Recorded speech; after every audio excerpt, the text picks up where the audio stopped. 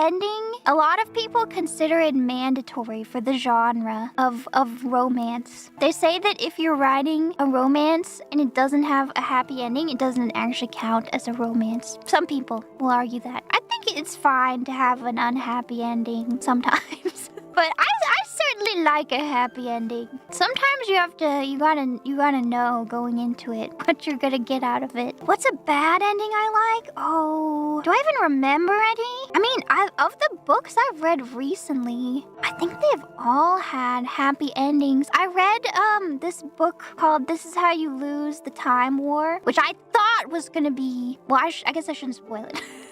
I mean, by talking about the ending, you're already spoiling it. But this is how you... What's it called even? I might be mixing up some words. It's called This Is How You Lose the Time War or something. And it's about two soldiers in the time war. Time traveling around. And they fall in love. And they're on opposite sides. It's good. It's a good one. I tend to like time travel in romance. Yaoi? It's actually Yuri. I've been reading so much lately. That one I read like last year, but I have been reading a lot. I'm actually pretty happy with myself. Like, I've replaced a lot of my TV watching with reading. And you know, it's not like I'm reading like Moby Dick or anything. Although I did download it to my e-reader, so maybe I'll read it one day aspirationally. How do I know so many niche old games? Okay, I'll tell you how. There was this website, and I forget the name. I think it was called just like dressupgames.com or something. And it was like a curated list of web games. This is so nostalgic to me. And it was geared to girls, you know, and it was a lot of dress-up games, which of course I loved. But they also had an MMO, like a social MMO section. And I learned that I loved those. So I just went down the list and played like every single web-based social MMO that they had on there. Which included like Sherwood Forest and all of the others. And I was obsessed with this one called Go Supermodel. I think that's what it was called. Did anybody play Go Supermodel? I loved Go Supermodel. It was like a forum-based social game where you collect like clothes and you dress up your character, but they also had forums and people would do weird role playing. And when I say people, that does include me, unfortunately. But they were like middle schoolers role playing as high schoolers, like what they imagine high schoolers to be like. Okay, and the weird part was that people would use, it was always like, this was like the peak of scene in emo. So people would go and like steal scene kids' pictures from like MySpace and put them on the forums and be like, this is my character. But it was weird because it's like a real person. It's like, that's a real person's photo that you stole from MySpace and now you've made up a character for their picture. Like, that's weird. I know, middle schoolers are weird, and I was no exception. Imagine being someone's OC. Okay, but that's kind of goals, though, is to be, like, so peak scene or emo that people want to use your picture. that they think you're gorgeous enough to be their OC. Did I steal photos? I did! And I didn't realize that it was weird at the time. Well, probably because I was like 12 years old. But I should have realized that it was weird. Because it is weird. The anime ones, I mean, that's also stealing. Like, people would steal people's illustrations and stuff for the anime ones. But you know, I also was on DeviantArt doing roleplay. I'm exposing myself too much. But you know, look at me now. Would you expect me to have a non-cringe middle school? No. You know, my middle school experience was maximum cringe. I was also doing like anime, like on DeviantArt. I would like draw my OCs and do like role play in the DeviantArt chat rooms with them, and that was honestly kind of wholesome because like it got everybody drawing together. Like you would have like art assignments, and it would be like, draw your OC doing this. Like I would, and like everybody would like comment on each other and hype each other's art up, even though we were all bad.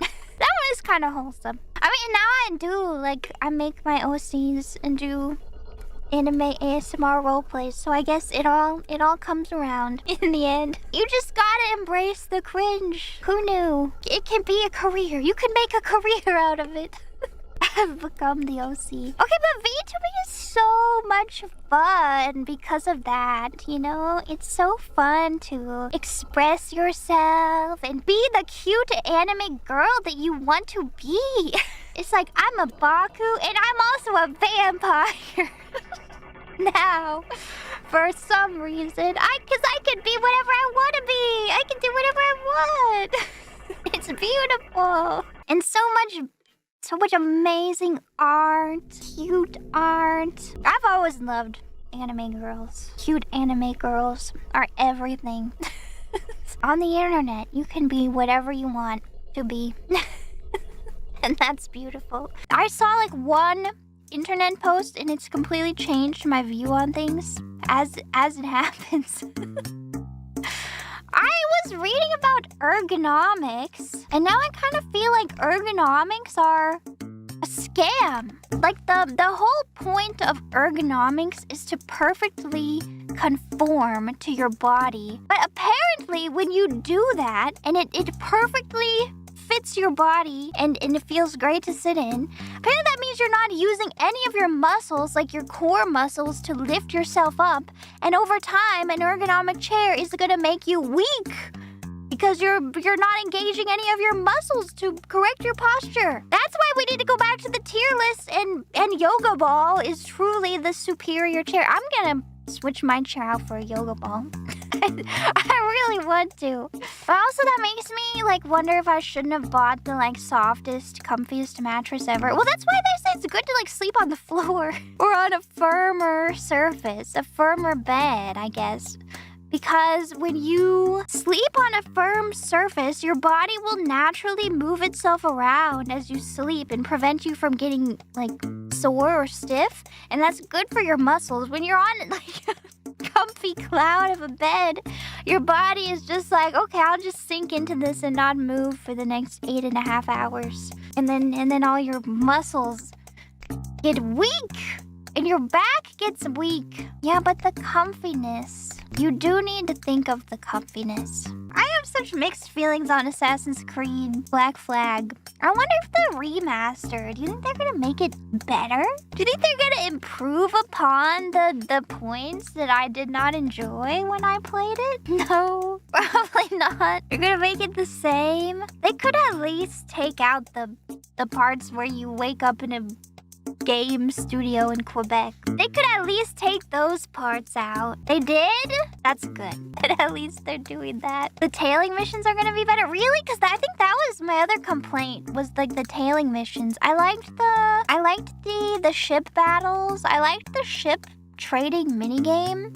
Yeah, I think the tailing mini games were not that fun. They removed all of them? Did they just delete half the game? Yeah, the pirate parts are great. Shooting and hunting the animals. Okay, I didn't like that part either, but that's probably a me thing. Well, I don't know. They were cute animals. Can we sing sea shanties? What are the sea shanties? What will you do with the drunken sailor? What will you do with the drunken sailor? What will you do with the drunken sailor? Early in the morning, way up she rises, way up she rises, way up she rises early in the morning. Or leave her, Johnny, leave her. When the winds blow cold and the winds are harsh, and then you have to go and leave her. Tunic has been played. It has not been beat yet, but I feel like I'm close. And also, I'm so tempted to read all the comments, but I dare not. Because I don't know what could be spoiled. I don't know. I'm just curious. Because I have no feedback on, anything. I want to know if my experience is common experience or not. Not one crumb of delicious backseating. It makes me realize how much I ask for directions in video games. How lost I feel when I'm wandering with no help, no potential for help. Like, potentially I could just be wandering forever. I don't think I've gotten too stuck. Like, I've been stuck for like 20 minutes, but I feel like that's, okay, maybe in the one episode I was stuck for a while, but mostly I haven't gotten too stuck. Episode 4 wasn't so bad.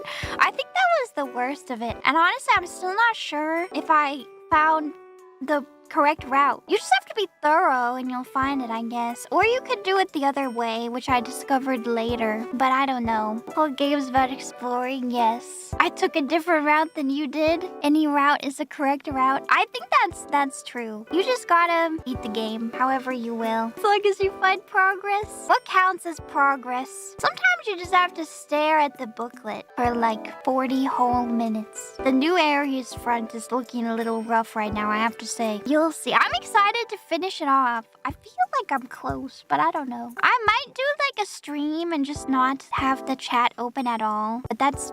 Will I be able to resist the temptation? I feel like I could finish from where I am. I could finish off in one stream, but I don't know. Like 4 more hours. The glancing. No glancing. I heard that getting toxoplasmosis makes you hotter. Makes you more attractive.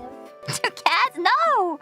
To people! I heard that if you have toxoplasmosis, you're hotter to other people. This is the cat odor. Okay, I actually don't think I have toxoplasmosis. If you're not familiar, toxoplasmosis is it parasite? Or is it like a bacteria? It's like an infection that you get from cats by cleaning the litter box. Is it parasite? Like how big?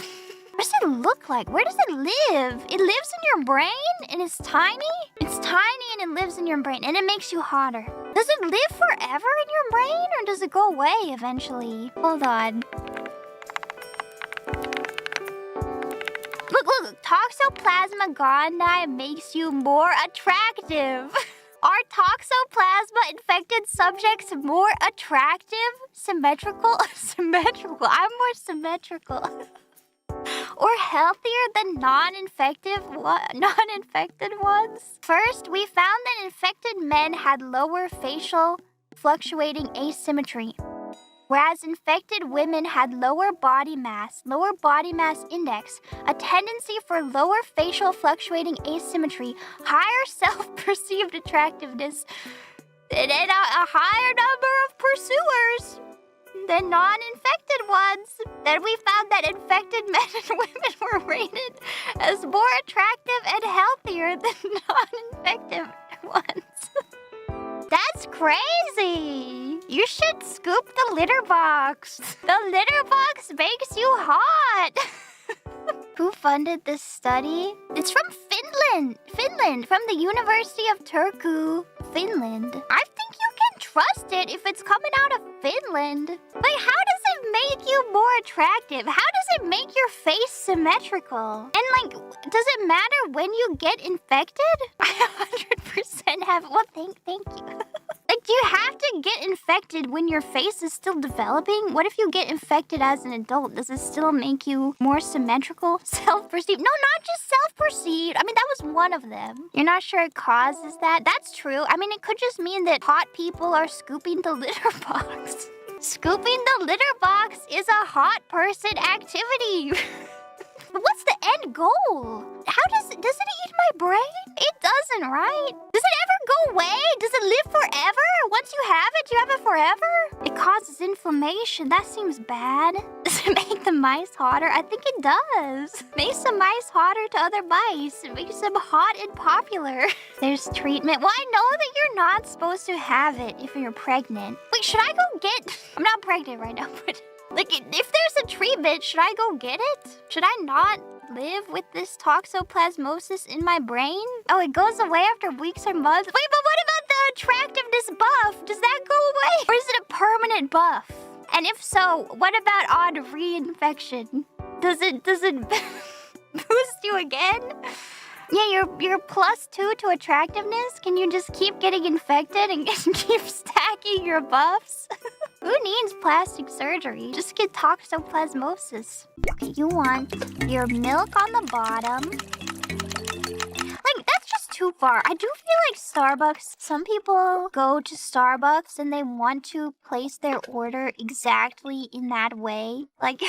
Please put the milk on the bottom, not on the top. But we cannot allow that level of customization. That's just too much. You just have to make it yourself. If the customization is that important to you. The customer is sometimes wrong. I think we're moving in that direction as a society, though. I don't think the customer will stay right forever. Sometimes I see people like order questionable things in front of me, and I am like, I wonder what the level is. Like if you're at like a bagel shop, for example, where they have savory bagels and sweet bagels, do you think that the people working there are gonna eventually be like, I wouldn't recommend that.